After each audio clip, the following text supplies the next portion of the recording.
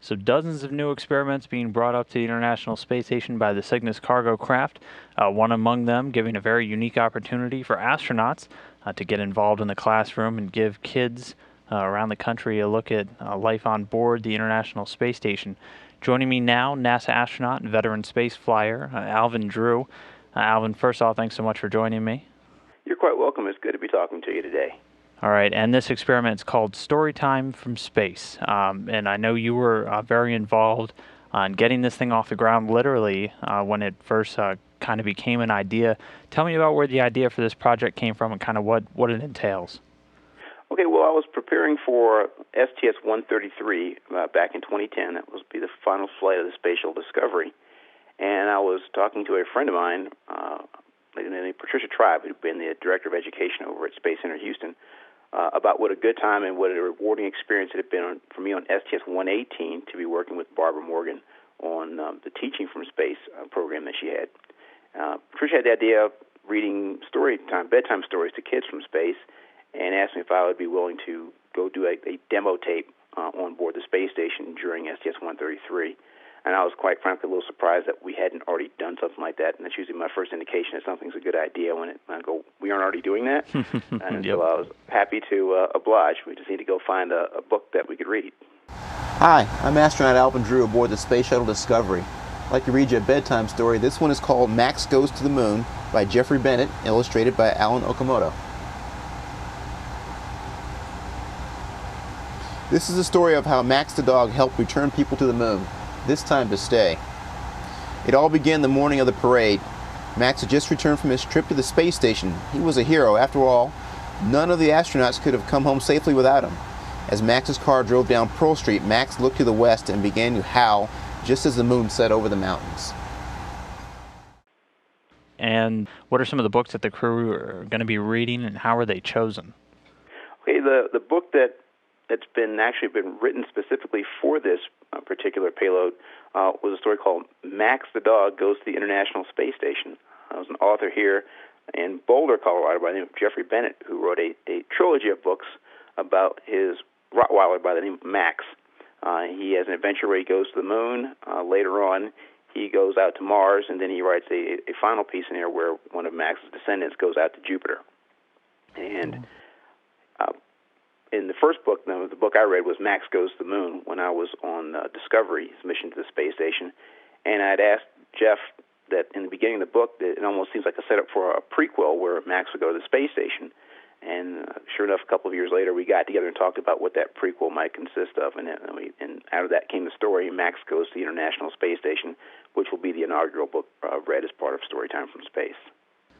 And again, this is going to be more than just the astronauts reading these books. They're going to be doing some of the demonstrations too. What are some of the concepts that the crew are going to be demonstrating? What are they going to be working with to go along with the actual reading of these stories?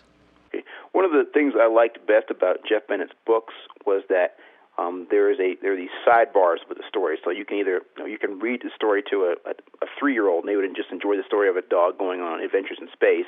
But it's packed with a lot of scientific principles in there. Jeff Bennett, in his regular job, writes physics texts for universities, and so he's got this science tucked away in all these different corners of the story. And in these sidebars, if you want to get deeper into the science for older, more sophisticated children, you can talk about concepts dealing with space travel, things like being in microgravity, the feeling of being weightless, dealing with the light and radiation in space, and so when we put this Storytime from Space together, we decided we would take advantage of that as an opportunity for teachers to not only read these stories but have demonstrations to go with lesson plans to teach some of those scientific principles to the students. So we have things like how do you weigh something in space, with using like a centrifuge. There's one where we look at how you can use the sun's rays to create electricity, and then look how things heat up separately, based on their colors up there in space. So why do we put things like foil on top of some of our satellites and make some surfaces white and some surfaces black? So we have experiments like that, and they're all put together by Canadian astronaut Bjarne Tryggvason, who's also a physics professor. Okay. So really just kind of taking some of the I mean, and it almost sounds some of the pretty complex aspects of space flight and just bringing it to a new audience, a much younger audience, kind of your next generation audience. Yes, I mean, even though building rockets is rocket science, a lot of the physics behind it is not. And if it's demonstrated simply enough, they can grasp that and figure out what things they might want to go explore themselves. And then obviously the plan making this available to classrooms across the country, just widely available. Yes, one of the things that the group putting together Storytime from Space has is a website that's under construction right now, and the plan is to take the video of the astronauts reading the books and putting that on the website for free download. Also, the demonstrations of these science experiments also be available, along with courseware and lesson plans and things like that they can put together. So that is be able to have a powerful tool for teachers to excite kids about that science, to get their imaginations going, and then to have experiments, things like have them put some rigor into that as well. It sounds like a fantastic idea, great way to get kids involved and excited about concepts in spaceflight and all these experiments. Again, the experiment called Storytime from Space, it'll be kicking off with this expedition. Alvin, thanks so much for calling in today. Really appreciate it. You're welcome. Thanks for the opportunity to talk about Storytime from Space. And that, again, a look at Storytime from Space, an experiment that just launched on Orbital 1, arriving on board the International Space Station this past Sunday.